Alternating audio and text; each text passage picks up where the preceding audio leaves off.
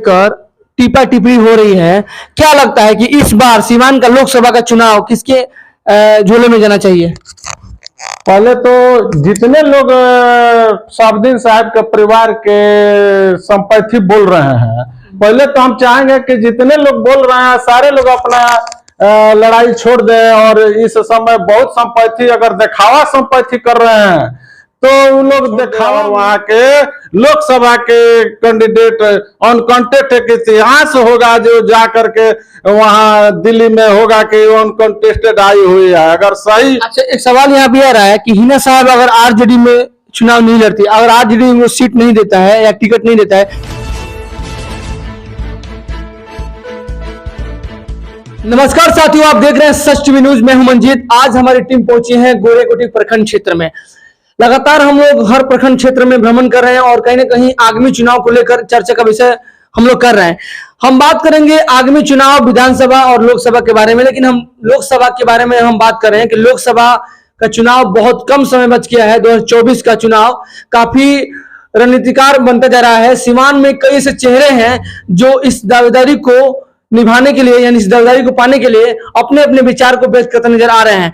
हम बात करेंगे हमारे साथ एक साथी, एक ऐसे व्यक्ति जो कि आरजेडी के वरिष्ठ नेता हैं। आरजेडी को संपूर्ण भावना से आज भी उस पार्टी को मजबूती के साथ प्रस्तुत करते आ रहे हैं पूरे बिहार में। और सीवान जिला की बात करें, सीवान में ऐसे कई ऐसे लोग रहे हैं इनके साथ में, जैसे डॉक्टर मोहम्मद साबुद्दीन साहब जो कि मरहूम हो चुके हैं, और साथ ही साथ और भाई चौधरी, तमाम जो लोग नेता हैं उनसे ये संगीत हुए हैं, उनसे जान पहचान या उनके साथ में रहे।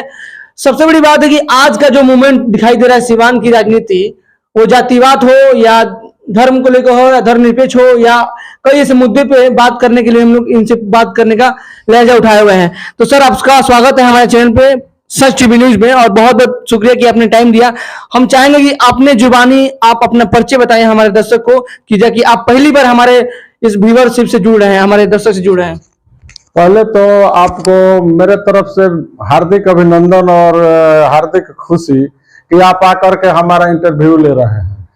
मैं दरोगा प्रसाद यादव उर्फ पहलवान जी, आरजेडी के एक नेता कहिए या कार्यकर्ता कहिए, हम आरजेडी के वफादार सिपाही हैं और मेरा घर बरहोगा परसोत्तीन चांद टोला में पड़ता है। जैसे कि हम आपके बारे में थोड़ा बहुत जाने हुए हैं कि आप बहुत नजदीक से डॉक्टर मोहम्मद साबुद्दीन साहब के परिवार के साथ रहे हैं, उनके साथ रहे हैं, उनका जीवन के बारे में आपको थोड़ा बहुत नॉलेज भी है और मतलब आप साथ में रहे हैं।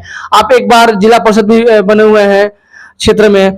कहीं ना कहीं अभी जो आगामी चुनाव को लेकर टीपा टिप्पणी हो रही है, क्या लगता है कि इस बार सीवान का लोकसभा का चुनाव किसके झोले में जाना चाहिए? पहले तो जितने लोग साबुद्दीन साहब के परिवार के संपत्ति बोल रहे हैं, पहले तो हम चाहेंगे कि जितने लोग बोल रहे हैं सारे लोग अपना लड़ाई छोड़ दें। और इस समय बहुत संपत्ति अगर दिखावा संपत्ति कर रहे हैं तो उन लोग दिखावा न करें, सभी लोग छोड़ दें। और हिना साहब को टिकट के कोई बातें नहीं है, अनकंटेस्टेड छोड़ दिया जाए। अब की पारी हिना साहब, अब की पारी लड़े के निर्दलीय लड़ने की कोई जरूरत नहीं, अनकंटेस्टेड हो जाए हमारे सीवान जिला का। मेरा हार्दिक खुशी तो यही होगा।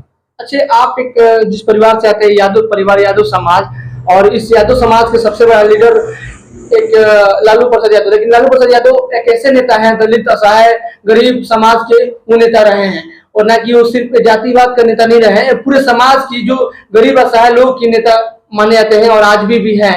तो एक बड़ा उपलब्धि ये है कि सीवान में कुछ टिप्पा टिप्पणी हुई है कि जातिवाद पे मतलब एक राजनीति शुरू हो चुकी है इस पार्टी को लेकर कि आरजेडी अब सिर्फ मतलब जातिवाद कर रहा है, सिर्फ मतलब यादव समाज को लेकर आगे बढ़ रहा है। इस पे क्या कहेंगे? सही लोग ऐसा कोई बात नहीं बोल रहा है। जिस समय आरजेडी का जितना मदद करना था, एमवाई समीकरण था, आज पार्टी को विखंडित करने के लिए जितने लोग लगे हुए हैं वही लोग ही बात बोल रहे हैं। वफादार व्यक्ति, वफादार सिपाही, चाहे मोहम्मदन का हो चाहे यादव का हो, कोई नहीं बोल रहा है। सिर्फ बोल रहा है जो इसमें आग लगाऊं बोल रहा है। अच्छा, एक सवाल है कि अभी बहुत सारे पार्टी ये भी टिप्पणी कर रहे हैं कि आरजेडी डॉक्टर मोहम्मद शहाबुद्दीन साहब के परिवार को दरकिनार कर दिया, उनके दुख सुख में शामिल नहीं हुआ और यहाँ तक कि कह सकते हैं कि उनके और मतलब उनकी जनाजे को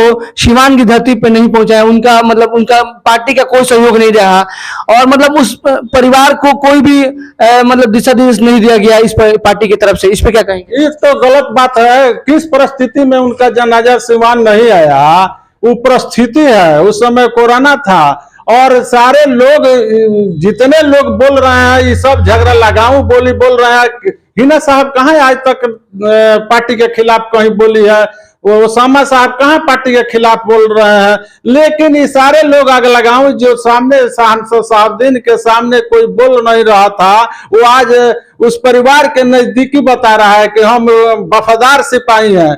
बहुत लोगों को हम देख रहे हैं कि उस समय हम लोग जब साथ में थे तो एक आदमी सामने बोलता नहीं था कि हम ये बात हम जा करके कहेंगे तो ये बात होगा। शहाबुद्दीन साहब तो ऐसे वफादार सिपाही थे तो इतना कठिनाई भी हुआ तो पार्टी को नहीं छोड़े। आज उसी परिवार को हिलाने के लिए लोग झगड़ा लगाऊं बोली बोल करके जो पार्टी में आग लग जाए और हमारा स्वार्थ सिद्ध हो जाए। अगर स्वार्थ नहीं सिद्ध होता है तो संपत्ति जितने लोग बोले हैं संपत्ति अगर सही नैतिकता है तो वो लोग हिना साहब को अनकंटेस्टेड छोड़ दे और वहां के लोकसभा के कैंडिडेट अनकंटेस्टेड इतिहास होगा जो जा करके वहां दिल्ली में होगा कि अनकंटेस्टेड आई हुई है अगर सही। अच्छा, एक सवाल यहाँ भी आ रहा है कि हिना साहब अगर आरजेडी में चुनाव नहीं लड़ती, अगर आरजेडी में सीट नहीं देता है या टिकट नहीं देता है तो हिना साहब अगर निर्दलीय चुनाव लड़ती हैं एमपी का तो क्या आपका समर्थन रहेगा?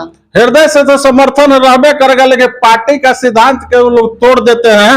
अगर उनके बिचवलिया लोग ऐसे कर रहे हैं जिससे हम लोगों का असमंजस हो जाएगा, असमंजस में हम लोग फंस जाएंगे जो हम लोग क्या करें। पार्टी एक चीज है और दलदल में पड़ा करके हम लोगों का जिस तरह नहीं कहा जाता है जो न बकुला के घेट में न इधर जाता है न उधर जाता है, हम लोगों का इस तरह का बात हो जाएगा। लेकिन संपत्ति तो हिना साहब के प्रति है। ओम प्रकाश यादव का भी कहना है कि जिस पर 2 मर्तबा से एमपी चुनाव जीते, लोकसभा चुनाव जीते और सीवान के लिए उन्होंने बहुत बड़ा काम किया। सर उनका कहना है कि हम जंगल राज को खत्म किया, यहाँ पे जो परिस्थिति था उस परिस्थिति को बदलकर सीवान के लोगों के लिए हमें एक बड़ी खुशहाली जिंदगी दी है। लेकिन वही कई ऐसे पार्टी के जो लोग होते हैं, आरजेडी की पार्टी के लोग या साहब के चाहने वाले लोग हैं, वो भी कहते हैं कि वो एक विकास पुरुष थे। विकास पुरुष के नाम पे सीवान का नाम आज भी जाना जाता है और बहुत सारे लोग का कहना ये भी है कि उनके माध्यम से जो विकास हुआ है अब तक किसी भी रीजन में नहीं हुआ। जो भी एमपी यहाँ पे है अभी वर्तमान में, कविता सिंह है, चाहे इसके पहले ओम प्रकाश यादव रहे, जो भी रहे, ये काम उतना नहीं किए जितना शहाबुद्दीन साहब ने किया है सीवान के लिए। ऐसा तो हमारे दिल में कभी भी नहीं है। मान लीजिए कि त्याग के भावना चाहे हमारे भाई क्यों नहीं है, ओम प्रकाश यादव जी चाहे कोई हमारा भाई क्यों नहीं है, लेकिन ये लोग अगर त्याग का भावना रहता तो पत्रकार का हत्या हुआ था तो टिकट उन्हीं को क्यों नहीं दिलवा दिया गया?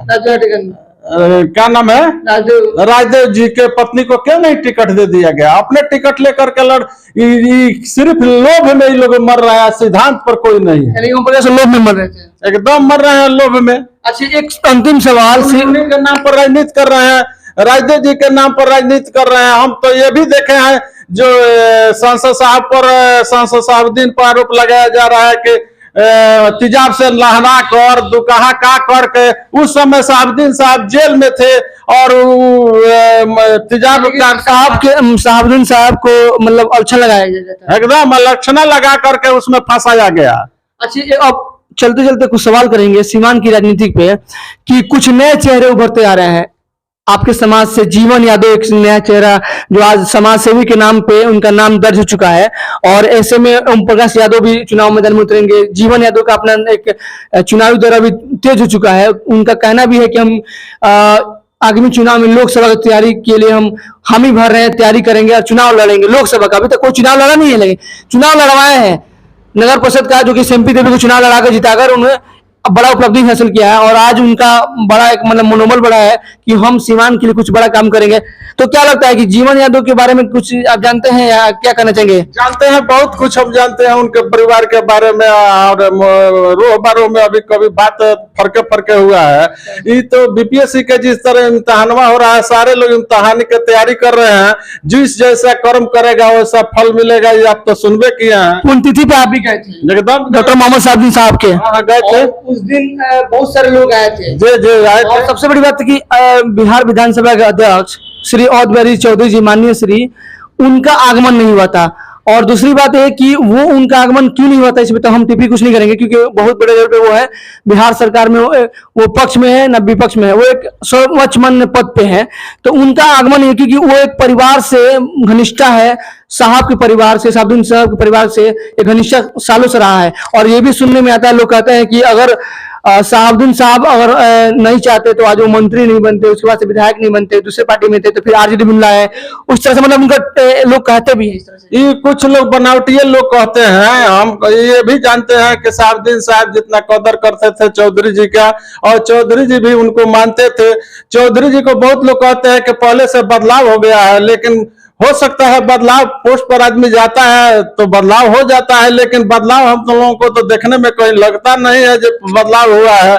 और वहां नहीं गए, लेकिन उनके बॉडीगार्ड में परमानेंट रहते हैं। और पहलवान जी, क्या नाम है उनका, मकुरधन जादव, वो तो जिंदाबाद जिंदाबाद चिल्ला रहे थे, अमर रहेंगे साहबुद्दीन साहब, अमर रहेंगे, एकदम फोटो है आप देख लीजिए।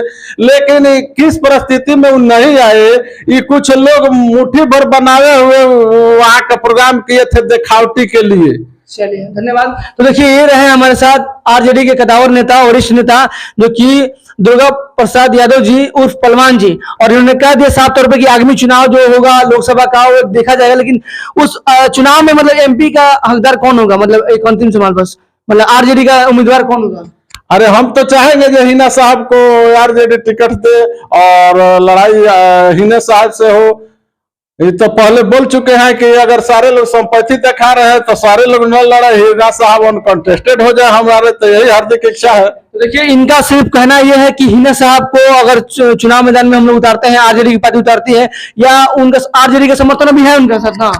एकदम आरजेडी के वफादार लोग हैं तो उनके साथ हैं, लेकिन अगर लगाऊ लोग बोलते हैं तो कुछ लोग टू माइंड हुए हैं।